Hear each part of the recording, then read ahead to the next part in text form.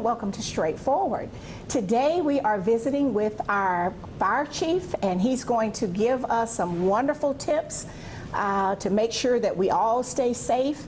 And I am so happy, Chief Shull, that you would take the time out of your busy schedule. Muscogee County is a lot of geography. I see you all moving around a lot, and you're keeping us safe. But I just wanted you to come and give some tips on staying safe. Nothing is more disheartening than when you see in the news where a parent and children have burned in the house. Yes. And I know you've seen in your, how many years, 20? Well, going on 26 years. 26 years, and I'm thinking you 30. You look 26. That's a good thing. That means you're taking care of yourself with a high-stress job. But yeah, it's too much of that. And so wherever we can give people good advice, that's what I want you to give them. If it's tough, they just got to hear the tough story. And that's what I want you to do today. So share with our audience a little bit about you. Okay. How long you've been with us, when did you become the chief? You started out probably when you were 10 because you just look 30. And so how did we get you in this leadership role? Well, so first of all, I'm a division chief, not the fire chief. But I'm also the fire marshal. So I've been with the Columbus Fire and EMS, which was called the Columbus Fire Department back when I came on. Right, in old school, in 1999. 99. You were an adult then? Oh my goodness. Right. And so it's been a very interesting career. The last 4 years I've been in the fire marshal position, which is a division chief position. But you know, and I was just having a conversation with David about how the first 22 years of my career I spent going to the scenes, right? Whether it was a fire that you needed to extinguish, whether it was EMS care, whatever. And there's so many things that this fire department does now that I don't think that people realize. There's so many rescue disciplines that we provide to the community. And I think sometimes people are surprised to hear that. But you all do a lot of work. Yes. And I remember when you had that old tower down on 6 off of Victory Drive. In the old days, you would see the fire trainees in that little tower. Now that tells you how mature I am. I do remember. I was in the fire department back then. But I do remember it being there. So yeah, our training location is a little bit more obscure. Can't really see. It's a little more modern. Yeah, we're not stopping the traffic or anything. So that would be a problem. But yeah, I've spent almost 26 years in the fire department, and it's been great. I'm a paramedic. Did you intend to stay that long? You know what? Which I'm glad you did, but you know how we start on a career and we start taking other paths. Sure. It was your intention. Well, I don't know. I think that you know, when I got into the fire department, I really enjoyed it. It's been a great career, you know, but I don't know. Yeah, you're exactly right.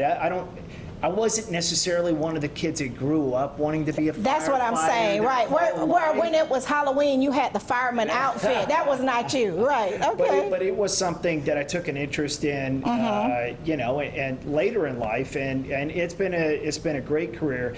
I mean, if you think about what we do, we go to people in the worst times of their life. Yes. Right? If we're going on a call, it's because somebody is not having a good day. Exactly. Right? Whether it's an EMS call, whether it's a rescue call, whether somebody's trapped in a fire, right? That's not a good day, right? And we're the ones that respond. We're the ones that are coming to help those people. And so it's extremely rewarding knowing that that's a service that you provide to your community. And I'm just, I'm so delighted. I'm so glad that I chose a field that serving people, right? Serving the people of our community, and you know, going into a burning structure to save somebody that you don't even know. No, and that's putting your life on the line. Yes. And so when you came in, and then you became a paramedic.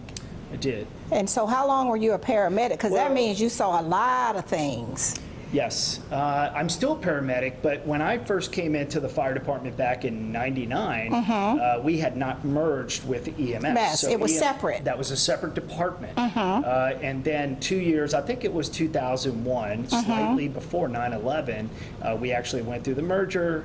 We had some growing pains at first. Oh, yeah. But I can tell you that the fire department, because we have merged, in my opinion, we provide such a better quality, service. right? And a broader, again, a broader range of services to the community. EMS is certainly one of the ways in which we do that. And it's just a delight to be able to provide that type of service to the community and come to people when they need help the most. Okay, so what about the fire chief? So you started out as a firefighter, you added the EMS. Yes. And then now you're the fire marshal. I'm the fire marshal, yes. So are you like Smokey the Bear? Well, sometimes you can prevent forest fires. Well, so there's three basic elements to the fire marshal's position. Okay. One is fire investigation. So I kind of say that I'm the bookends, right, of a fire. So if you look at the bookends, here, right. I'm in after. Here's the fire. Right. After it, we do investigations. Okay. I have fire investigators that conduct fire investigations, and then my fire inspectors, and now we have an educator too. Really?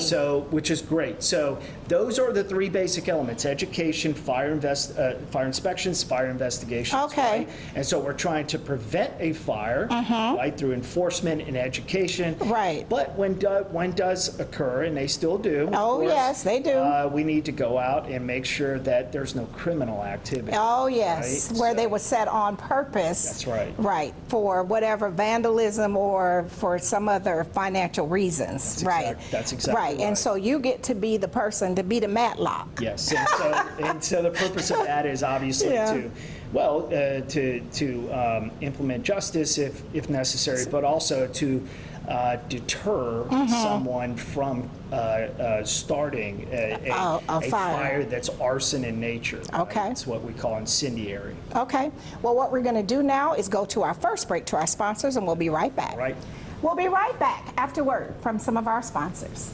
Straightforward is brought to you by State Senator Ed Harbison, serving the citizens of Georgia's 15th Senatorial District and on the front lines for veterans every day. Progressive Funeral Home, family owned and operated since 1952. The George Ford legacy of high standards continues today in the compassionate and professional services provided, a touch of dignity for those who care. Progressive Funeral Home, 4235 St. Mary's Road, trusted by generations. Whole Patient Healthcare. Dr. Jada Rimes-Bacote is board certified in family medicine. She believes the best patient care includes practical, individualized lifestyle changes. Located at 1338 13th Avenue, Columbus, 706-641-2080, or visit wholepatienthealthcare.com. Welcome back to Straightforward. We are having a very important conversation with our fire marshal. And he is, believe it or not, a graduate of Shaw High School. He's an Army brat. We found that out in a sidebar conversation. Columbus is his home because you stayed here longer than anywhere else. Your dad moved around, and you are a veteran yourself. I am, yes. Okay, and so how long did you serve in the military? I served 20 years. Most of that was in the reserve component, okay. National Guard, but I have approximately 4.5 years of service, active service. Really? But I. And then you continued, in the reserves. Yes. Really? Yes. And so that's why you're so disciplined and all of that. And which that helps. And then of course you had a military dad, and so you are accustomed to routine and order. No, and that's a good thing. And now I can see why we talked about those bookends. You know, the fire, the investigation, and that part in the center. So you were actually being trained for that as a kid and didn't know it. Maybe so, yeah. We always talk about the skills we acquire along life's journey that we don't even know we're acquiring those skills. So because you came from an orderly environment, then I can really see you in that role. Because you have to be a certain kind of personality to be the bookends and then that in the middle that we talked about. Yeah, well, and in this particular line of service, you know, being a firefighter, we have an organization, we have an org chart, you know, there's a structure, and there's a process for the way information is pushed up and down. You know? So that's very just like the military. It's very similar to the military. A lot of differences, but a lot of similarities. Right, and so that was an easy transition is what I'm saying. So I always tell people you might be acquiring skills here, but you'll use them somewhere else, and it makes it easier. Yeah. Of course, for people that never worked in a structured environment, the job that you're doing would not be a good match for them. Yeah, I'm just saying. It would be a challenge. Yes, a lot of new, intangible skills to learn, right? Yes, yes. I mean, and I always want to share that, especially with our young people, because sometimes they'll go and get these degrees and they think what their career is, and it's only this. Yes. Yes, and I've worked with some, bless their hearts, I'm going to say that, some with PhDs and advanced degrees, and they're not even willing to go across the room and get a pack of paper because they think that's admin's job.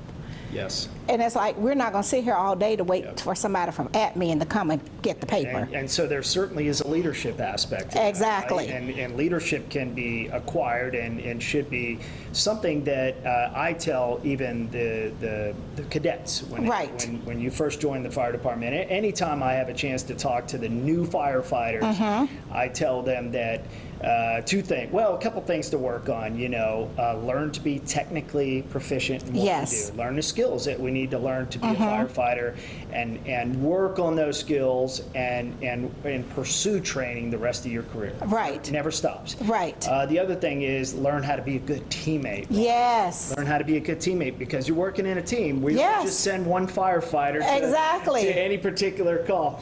We're never going to do that. Not here. But then the other thing is learn to be a leader, and leadership, there's so many different levels of leadership, and just doing the right thing, it might be the lowest level of leadership, right? Yes. And so it's the influence that we have on the people around us, and then you learn how to broaden those leadership skills, and it's all about communicating. It's all about building relationships and sharing information. Right. That's what you see as you become, as you progress in your career. Hopefully, that's what you'll do. Right. In any organization that you might belong to, right? But those are the areas that I always tell the. And I'm glad that you're telling them that, because I think a lot of times they have an unrealistic expectation.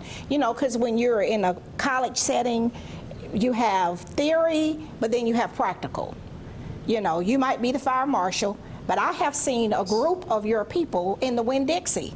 So just because you're the fire marshal doesn't mean you don't have to go to Winn-Dixie with the guys when y'all getting the food to cook. Because they were really getting some good food one day. Yeah. So I said, so what time is dinner?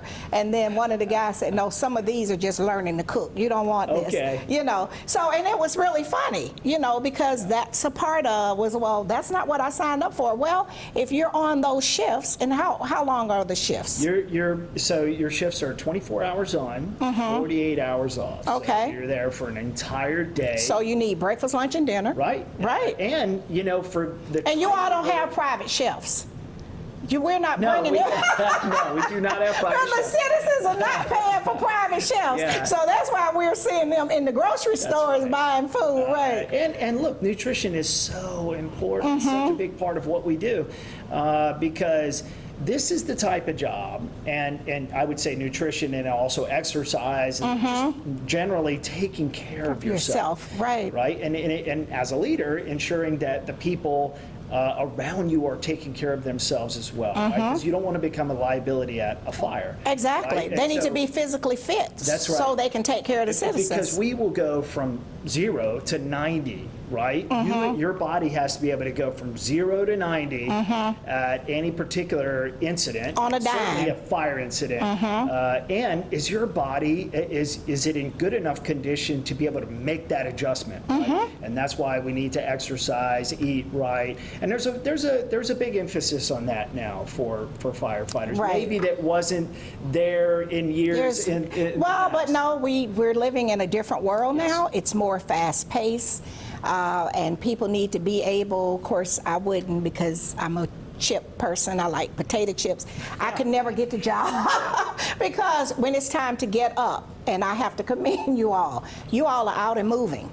You know, you are, and that's what I want you to be. Because if I ever call, I want everybody that's there to be physically fit. I don't want them having potato chips. That's for people like me. I want them to eat vegetables and salads and all of that, so their body is ready. And that's a different kind of requirement. So I'm glad that you're sharing all of that. That's really important. Yes, ma'am. And I would, everything that we do, whether it's, I would say, firefighters, EMS, and we're both of those things. Right. But police officers, your military, it's all about time. Right. Certainly in our job, it's all about how quickly can we get to your incident and make a difference. Right. So if somebody's having a cardiac incident, it's all, time is tissue. Is what Right. we Time is learn. tissue. Right? I like that. Right. So the sooner we get there, the more of a difference we can make in that patient's Right, and they life, can't right? be tired and out of breath like me. Need to sit down and rest a minute. When you Yes. get there, you got to be ready to jump You gotta in. be able to do the job. Yeah, and jump into action. And if it's a fire, we need to get there as soon as we possibly can,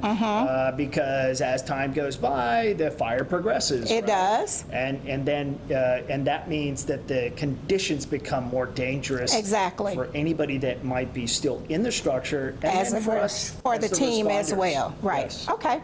Well, what we're going to do is go to a break to our sponsors, and All right. we'll be right back. We'll be right back after word from some of our sponsors.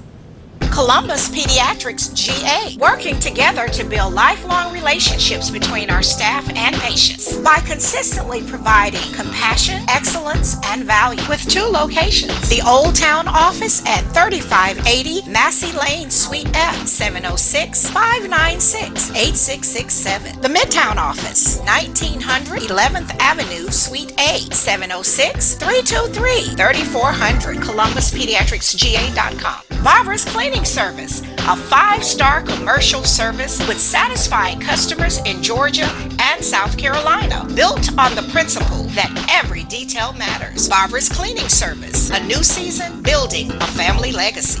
The Autism Hope Center. Diane Pope has dedicated the last 3 decades ensuring that families had support and resources for their loved ones on the autism spectrum. Join the Autism Hope Center for fellowship and resources, located at 200 Hamilton Road, Suite B, or call 706-604-6333. Muskogee County Coroner Buddy Bryan.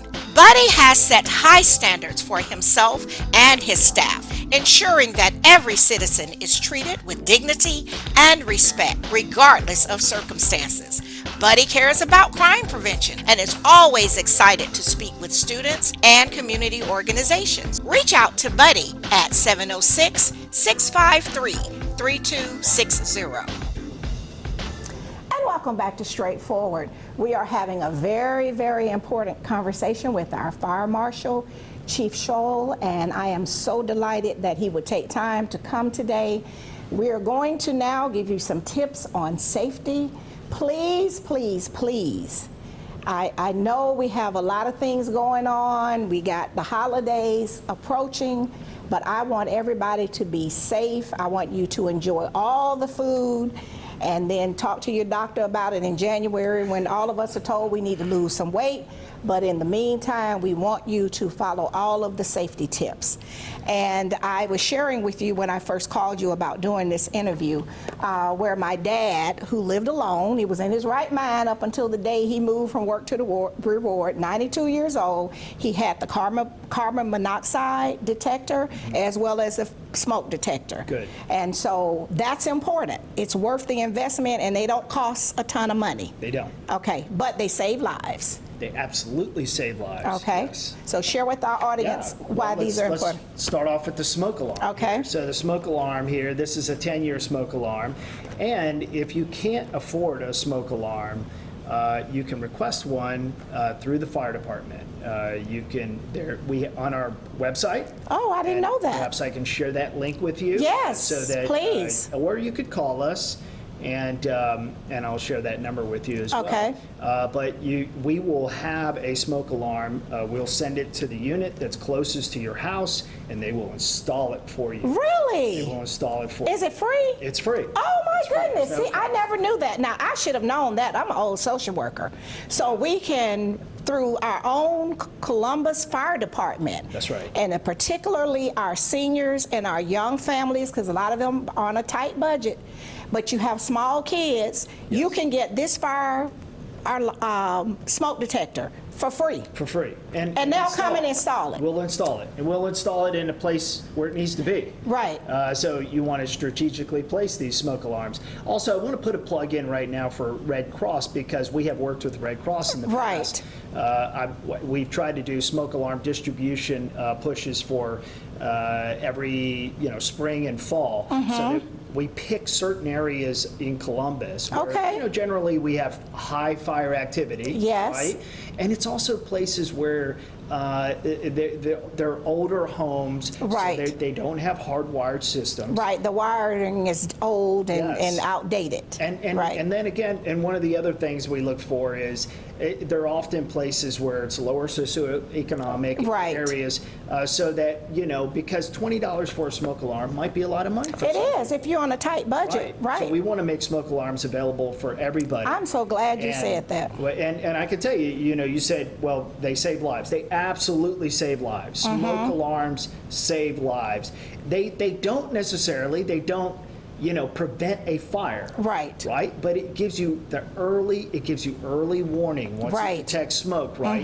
And that And early especially when we're sleeping, because a lot of people are sleeping through and it's the smoke that kills them and the children. I don't want to hear about any of that during the holidays. Yes, and based on the National Fire Protection Association statistics, NFPA, you have generally in your home, you have about 2 minutes, 14 seconds to get out of your house before Really? your home is filled with smoke, right? And then, so you have, once your home is filled with smoke, right, it's going to be very difficult to breathe. It's going Right. to be very difficult to see. You will be disoriented, especially if you just woke up, right? Right. So 2 minutes and 14 seconds, and you may say, well, that seems like enough time to get out of my house. Well, what if you have some mobility issues? Exactly. And let's just Especially say, our seniors or our disabled people. yes, and then add to that, let's just say they've been asleep for a minute and 40 seconds before they actually hear, or it's enough smoke to activate make the this, smoke right. alarm, right? Now what does that leave you? It's 32 seconds, right? Right. Not a lot of time. Not as, no. And if And you're- especially if you have deadbolts. And then the people that's an issue for me. If you have a deadbolt and you would need a key, leave the key in the door. No, on the inside. Because I've seen people where the key was in one place, and if you have an emergency in the middle of the night, you don't have time to find your keys. So let me take it a step further. Okay. If you have a deadbolt that you need to use a key to lock from the inside of your home, Right. change the deadbolt out so all you To the have, turn. yes, because if that key, for whatever reason, gets displaced, Right. you will not be able to see it. And maybe and I just fixed this problem for somebody recently, and they kept the key close, and I'm like, okay, so let's imagine you come down here, the house is filled with smoke, Right. can't see, you hit the key, right? Right, and Because you go to get it, And it's you on the knock floor it. somewhere. You don't know where it is. Exactly. Now you are stuck in that home. Yeah, exactly. So change those bolts out. Just Okay. change it out to where you just have a light. You reach up there And just unlock turn it. and Right. get out of your house. Exactly. And let's even take that a step further. There's a lot of people that have security bars on their homes. Oh, Lord, that's a death trap. Make sure you have a safety trap. A safety mechanism on the inside of your door Right. to get out. Make sure that it's there. there and make sure it's working properly. Because That bothers me because I know people. Then they need a key to open that door. yes. And that's too much. And that happened within the last couple of years, unfortunately, and we were able to rescue that woman. Right. And so she was she was lucky that our units were unseen, and they extricated her from home. Right. But I know of someone that could not because they had the burglar bars on the windows and the front door, the big iron door. Scary. You know, and it's like, no, well, yeah, you're trying to keep what you think crime away, but what if it's an emergency? So we Right. definitely don't want Well, that. security and fire protection do not run hand in hand. I understand. They run in opposite directions. Right. They really do. And so Right. it does But we got to feel use a common challenging. sense approach, Yes, though. We got to use a common I hope sense so. approach. Right. So explain this about the Yeah. carbon monoxide, because Well- I know that this happens to people with older heating units, space heaters, kerosene, all that stuff. We just got to do. So if you have a home that has gas, please get a CO detector. Okay. Please get one. For those homes that don't have gas, it's not really typically it's not. You might be using other products there. Right. See those kerosene heaters and all of that. That's just dangerous. Yes. It is. If you're all electric, you're in a better position. But not with all those extension cords, with these little space heaters. Well, okay. People, 2 and 3 extension cords, we shouldn't be. So I gotta say, so you're hitting on something else Right, there. right. Yeah, this is around the time of the year where we start to see the temperatures go down, Right. start to plummet a little bit, and we start getting out our heating sources. Right. Whether it's a heater, maybe we start using our fireplaces. But if you're gonna use a heater, do not use an extension cord for Okay. your heaters. Do not do that. Plug Right. those straight into the outlet because your cords are not designed to take that sort of resistance over time.